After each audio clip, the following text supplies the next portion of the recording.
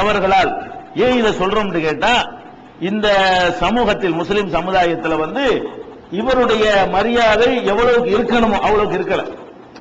இந்த உம்மத்திலேயே முஸ்லிம் உம்மத்திலேயே நபிகள் நாயகத்துக்கு பிறகு நம்ம யாரை அதிக இடத்தில் வைத்து பேசணும், யாரை பத்தி அதிகமா நினைவு கூறணும் என்று பாத்தீங்கன்னு சொன்னா, இன்னைக்கு பாக்குறோம் என்ன செய்யறாங்க, நான் ஒரு ஆண்டவர் அவரை பெரிய மகான் கொண்டாடி கொண்டிருக்கிறார்கள்.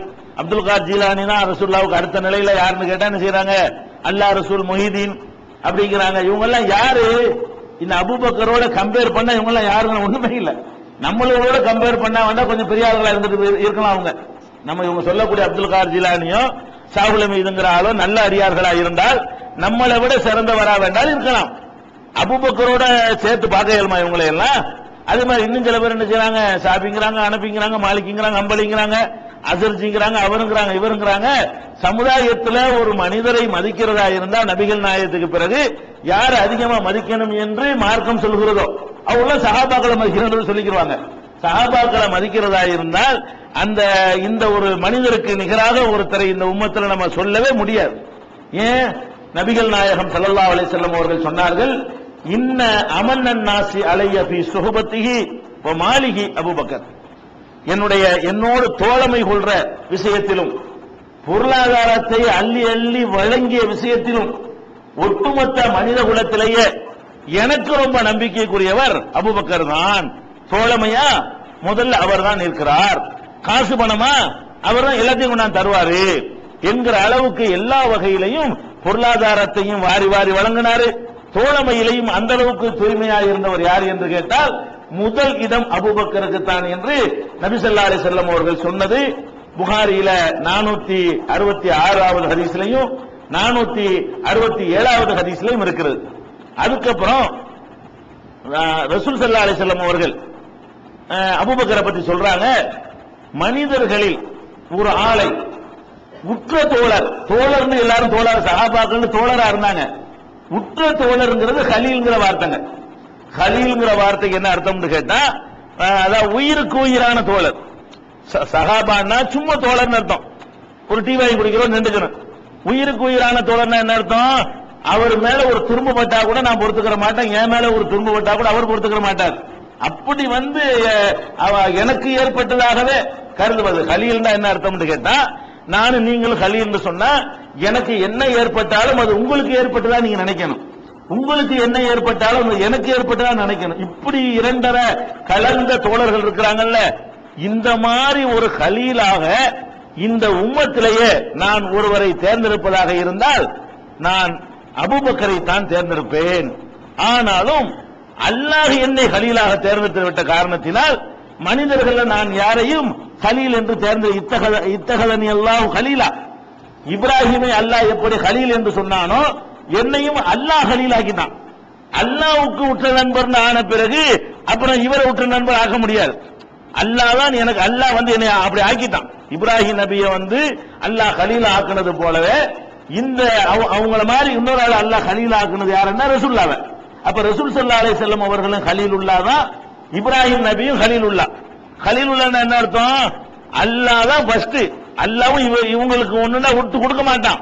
அப்படி என் மீது அல்லாஹ் அளப்பரியா பாசம் வச்சிருக்கிறான், நான் அல்லாஹ் மேல அந்த மாதிரி வைத்திருக்கிறேன். இந்த இடத்துல கொண்டு போய் நான் எப்படி அபூபக்கர் வைக்க முடியும்? அல்லாஹ் என்னை ஹலீல் ஆக்கலன்னு வைங்க, நான் இவரை ஆக்கியிருப்பேன். அப்ப ஹலீலுங்கிறது 100 இருக்காது, சும்மா நண்பர்கள் 1000 பேர் இருக்கலாம். உயிருக்கு உயிர்னு சொல்வது எத்தனை இருக்கணும்? 1 இருக்கணும்.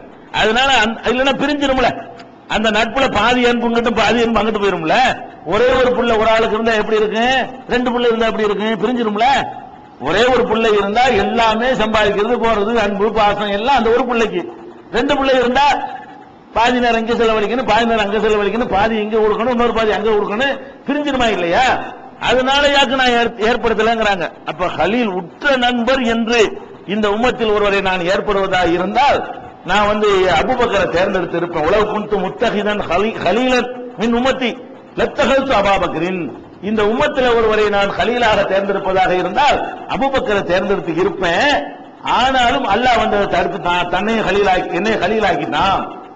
இது புகாரியில 466, 467, 3654 ஹதீஸ் எல்லாம் பார்க்கலாம். நபி ஸல்லல்லாஹு அலைஹி வஸல்லம் அவர்கள் மரண வேளை நெருங்கின நேரத்தில் அவங்கள வந்து அடிக்கடி போய் எல்லாரும் பார்த்து டிஸ்டர்பா இருக்கும். ரொம்ப நோய்வாய்ப்படுறாங்க பாருங்களேன், அவங்கள போய் அடிக்கடி போய் பார்க்கறது வந்து ரொம்ப அவங்களுக்கு தொந்தரவா இருக்கும். சும்மா ஒருத்தரா பேசலாம்னா அவர் பதில் சொல்லியே அவர் காலியாயிருவார். அப்ப இந்த மாதிரி மக்கள் ரொம்ப தொந்தரவு பண்றாங்கன்னு யாரையும் தொந்தரவு பண்ண வராதிங்க, தாங்க ரொம்ப கஷ்டத்தில் நான் இருக்கிறேன்னு சொல்லி எல்லா வாசலும் அழைக்க சொல்றாங்க ரசூல் ஸல்லல்லாஹு அலைஹி வஸல்லம். கடைசி நேரத்தில் வந்து யாருக்கும் நோ அட்மிஷன், யாரும் உள்ள வரக்கூடாது அப்படின்னு சொல்லிட்டாங்க. அப்ப ரசூலுல்லாஹ் சொன்னாங்க, இல்லா பாபா அபூபக்கர்ங்கறாங்க, அபூபக்கர் மட்டும் வரட்டும், எதுவும் மேட்ரு இருந்தா அவர் கொண்டு வரட்டும், அவரை தவிர யாரும் என்ன செய்யக்கூடாது. கடைசி 2-3 நாள்ல எல்லாரையும் வரக்கூடாதுன்னு தடுத்து விட்டாங்க. வேதனை ரொம்ப கடுமையா இருக்கு, வர்றவங்கள்ட்ட பார்த்து சிரிக்க முடியல, பேசக்கூட முடியல, அவ்வளவு கஷ்டமா இருக்கக்கூடிய நேரத்தில் தொந்தரவா இருக்குங்கிற காரணத்தினால ரசூல் ஸல்லல்லாஹு அலைஹி வஸல்லம் அவர்கள் யாரும் கடைசி நாள்ல வரவேன்னு தடுத்தாங்க.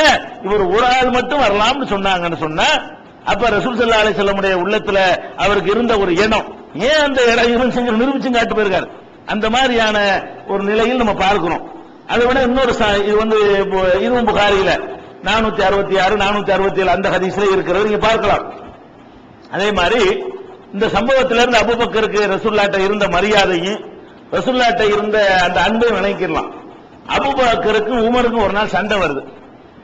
ரசூல் ஸல்லல்லாஹு அலைஹி வஸல்லம் வாழுகிற காலத்துல, ரசூல் ஸல்லல்லாஹு அலைஹி வஸல்லம் உயிரோடு இருக்கும் பொழுது அபூபக்கருக்கும் உமருக்கும் ஒரு சண்டை வந்த உடனே இவர் அபூபக்கர் நினைச்சிட்டாரு, கொஞ்சம் கடுமையான வார்த்தையை யூஸ் பண்ணி உமரை திட்டி விட்டார்.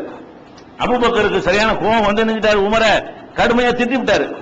திட்டின உடனே அவருக்கு ஆஹா நம்ம எல்லாம் மீறிட்டோமே, நம்ம வரம்பு மீறி வார்த்தையை யூஸ் பண்ணிட்டோமே அப்படின்னு உடனே கவலைப்பட்டு உடனே உமர்ட்ட போய், உமரை தெரியாம சொல்லிவிட்டேன், என்ன நீ மன்னிச்சுக்கிறன்னு, வார்த்தையை கொஞ்சம் என்ன வார்த்தை சொன்னாலும் அவர் சொல்லல, வார்த்தையை கொஞ்சம் கூட கூட விட்டுவிட்டேன், அதனால என்ன செய்யணும் நீ மன்னிச்சுக்கிறணும்னு சொல்லி கேட்கிறாரு. அவர் என்ன பண்றாரு, அதெல்லாம் மன்னிக்க முடியாது, போயா நீ என்ன பேச மன்னிப்பா அப்படின்னு அவர் மன்னிக்க மறுத்துறாரு. இவர் பலமுறை கேட்கிறாரு, எப்படியா மன்னிச்சிருப்பா, ஏன்னா மனுஷன் புண்பட்டு அல்லாஹ் மன்னிக்க மாட்டானே. அதுக்காக இவர் என்ன பண்றாரு, திரும்ப திரும்ப அபூபக்கர் வந்து மன்னிப்பு கேட்கிறாரு. அவரு அதெல்லாம் மன்னிக்கலாம் முடியாது, நீ சொன்ன வார்த்தை வந்து மன்னிக்கிறதுக்குள்ள வார்த்தை கிடையாது, நான் மன்னிக்க மாட்டேன் அப்படின்றாரு. உடனே அபூபக்கர் என்ன பண்றாங்க, ரொம்ப வருத்தத்தோட ரசூலுல்லாஹ்ட்ட முறையிடறதுக்கு வர்றாங்க. வந்து இதை சொல்றாங்க, அல்லாஹ்வுடைய தூதர், எனக்கு இந்த உமருக்கும் சண்டை வந்துச்சு, சண்டையில் நான் கொஞ்சம் ராங்க பேசிவிட்டேன், பேசிட்டு மன்னிப்பு வர கேட்டேன், அந்த ஆள் மன்னிக்க மாட்டேங்கிறாரு அப்படின்னு ரசூலுல்லாஹ்ட்ட முறையிட்டு இருக்காங்க. இவர் மன்னிக்க மாட்டேன்னு சொன்னார்ல, இவருக்கு என்ன பண்ணுதுன்னா, நம்ம ஒரு மனுஷன் செஞ்சு விட்டு மன்னிச்சுக்கிறீங்கன்னு சொல்றாரு, நம்ம மன்னிக்காம தப்பு பண்ணிட்டோமே, இவர் அப்புறம் உணர்றாரு. இவர் கொஞ்ச நாள் என்ன செய்யறாரு, உணர்ந்துட்டு வேகமா அபூபக்கர் வீட்டு தேடி வர்றாரு. அபூபக்கர் இருக்கிறாரான்னு இருக்கிறாரு. இல்லையா, இப்ப ரசூலுல்லாஹ்ட்ட போயிட்டாரு அவரு அப்படியான்னு சொல்லிட்டு இங்க வர்றாரு. இங்க வந்து ரசூல் ஸல்லல்லாஹு அலைஹி வஸல்லம் அவர்கள் ஒண்ணுமே விசாரிக்கல, அப்படி முகமெல்லாம் சிவக்க உமரை பார்த்த உடனே, நீ எப்படி அபூபக்கரை கோபப்படுத்தலாம், அதாவது ரசூல் ஸல்லல்லாஹு அலைஹி வஸல்லம் அவர் மேல உள்ள அன்பை பாருங்க. என்ன சொல்றாங்கன்னு கேட்டா, அவங்க சொல்றாங்க, இன்னல்லாஹ பாஸனி இலைக்கும், அல்லாஹ் என்னை இறை தூதராக அனுப்பினான், ஃபகுல்தும் கலப்த, நீ பொய் சொல்லுகிறாய் என்று நீங்க எல்லாரும் சொன்னீர்கள். நான் இறை தூதர் என்று எடுத்த எடுப்புல நான் இந்த செய்தியை சொல்லும் பொழுது எல்லாரும் என்ன சொன்னீங்க, நீ பொய் சொல்ற, இறை தூதர்லாம் இல்ல என்று சொன்னீர்கள். கால அபூபக்கர் சதக், அபூபக்கர் மட்டும் தான் சொன்னார், நீங்க சொல்றது உண்மை. அது கடந்த காலத்துக்கு வர்றாங்க. முதல்ல இறை தூதர்னு சொல்லும் பொழுது குடும்பத்தாரை தவிர வெளியாளர் சொன்னா இவர் ஒரு ஆள் தானே ஏத்துக்கிட்டாரு. பொண்டாட்டி ஏத்துக்கிற பெரிய மேட்டர் கிடையாது. அவங்க மனைவி கதீஜா ஏத்துக்கிட்டாங்கன்னா மனைவி, அலி ஏத்துக்கிட்டது கூட பெரிய மேட்டர் கிடையாது. சின்ன அப்பா அம்மாவன் ஒரு வீட்டுல வளர்றாங்க, தம்பி என்கிற வகையில ஏத்துக்கொள்ளலாம். வெளியாள் சொல்லி ஏத்துக்கிட்டாலும் யாரு, ஒரு ஆள் தானே. அப்ப இவர் என்ன செய்யறாரு, நான் தான் அல்லாஹ்வுடைய தூதர்னு சொல்றாரு. உடனே ரசூலுல்லாஹ் சொல்றாங்க, கரெக்ட், நீங்க சொன்ன கரெக்ட் தான் இருக்கு. இப்படி என்னை ஏத்துக்கொண்டவராக அவரு, நீங்க அவரை வந்து நீங்க துன்பப்படுத்துவீங்களா? அதே மாதிரி வாசானி பி நஃப்ஸிஹி வ மாலிஹி, அவருடைய உயிராலும் பொருளாலும் எனக்காக அர்ப்பணித்தவர், உயிரையும் அர்ப்பணிக்க அந்த இதுக்கு போனாங்கல்ல, ஹிஜ்ரத் பண்ணி போனாங்களே, கூட நான் தானே வரேன்னு போனாரு. எவ்வளவு ஆபத்தான கட்டம், ரசூலுல்லாஹ் கூட்டிட்டு போக இயலுமா? யாராவது கொல்வதற்கு எல்லா பிளான் பண்ணிருக்கிறாங்க, அவர் தனி அழைச்சிட்டு போறாரு, குகையில தங்கி இருக்கிறாரு. அப்ப அந்த மாதிரியான ஹிஜ்ரத் பண்ணி போகும்பொழுது எல்லா வகையிலும் உயிரை பணையம் வைத்து என்னோட அவர் பிரயாணம் செய்தவர், தன்னுடைய பொருளாதாரத்தை வாரி வாரி வழங்கியவர்.